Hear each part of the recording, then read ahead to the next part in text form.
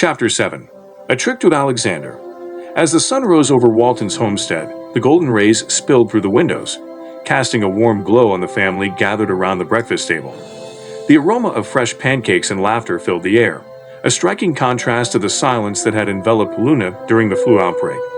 John Walton, the patriarch, raised his cup of coffee in a toast.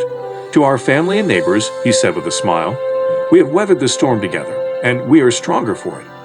Mary Walton nodded in agreement, her eyes reflecting pride and relief. "Indeed, we have seen the best of this town in the worst of times. It is a blessing to be part of such a community."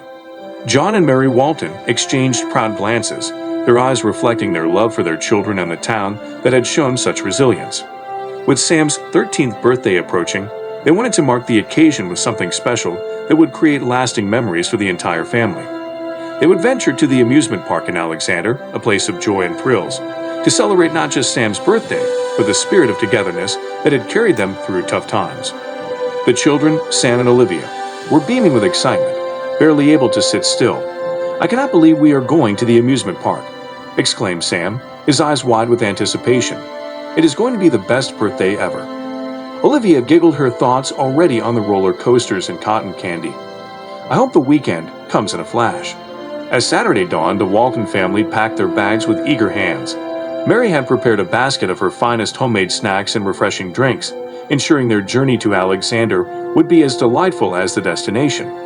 Sam, the birthday boy, was in for a surprise. His parents presented him with a brand new outfit, a perfect ensemble for a day of adventure.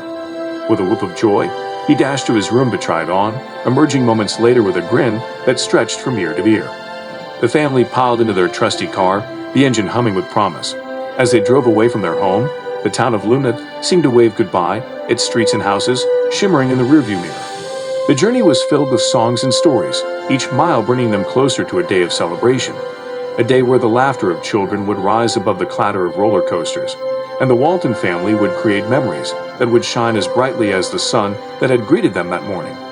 Upon arriving in the enchanting town of Alexander, famous for its spectacular amusement park, beautiful people, and advanced infrastructure, the Waltons gathered in their cozy living room that evening, filled with anticipation. They bowed their heads and prayed, expressing joy and gratitude to God for their safety. Under the twinkling stars, they enjoyed homemade treats, feeling joyful for the adventures that awaited them. The following morning, as the sun peeked over the horizon, the Waltons joined hands and prayed for a day filled with joy, safety, and the warmth of new friendships. With a resounding amen, they set off to the amusement park. Upon arrival, they were met with a spectacular sight. The entrance adorned with colorful banners and cheerful music filled the air. The amusement park was a lively kaleidoscope of colors and sounds, exuding a magical atmosphere. As they explored, they marveled at the beautiful waterfall ride, the bouncing horses, and the numerous games throughout the park. They relished the delights of the park, savoring cotton candy, enjoying the rides, and connecting with the friendly people of Alexander. That was where Sam Walton met Billy, a boy his age who was celebrating his 13th birthday. Although bright-eyed, a touch of sadness lingered in Billy's eyes. Sam learned that Billy was deaf and unable to hear the laughter and excitement in the park. Curious, Sam asked his parents about Billy's condition, and they gently explained that a childhood accident had taken Billy's hearing. Touched by Billy's story, Sam approached him with a compassionate smile. Even though he knew Billy could not hear his words, he spoke to him, believing in the power of kindness. "God has worked miracles in my town, and I trust He can work them anywhere, even in Alexander." Sam, with a look of earnest hope, held Billy's hands tightly and closed his eyes. The onlookers watched curiously and with concern as Sam's voice rose in a heartfelt prayer, asking for divine intervention to heal his friend. As the prayer ended, the atmosphere was charged with emotion. Both families, strangers until that moment, exchanged contacts, their bond forged in the fires of shared hope. They spent the rest of the day together, finding joy in simple pleasures and laughter, a stark contrast to the morning's solemnity. On the journey back to their cabin, Sam's usual bright demeanor was dimmed by a shadow of disappointment. Olivia, ever observant, inquired about his worries. Sam confessed his sadness over Billy's unchanged condition, feeling let down by the absence of an immediate miracle. His mother, with a gentle smile, reassured him that God's timing was impeccable and that faith was not about instant results but trust in eventual perfection.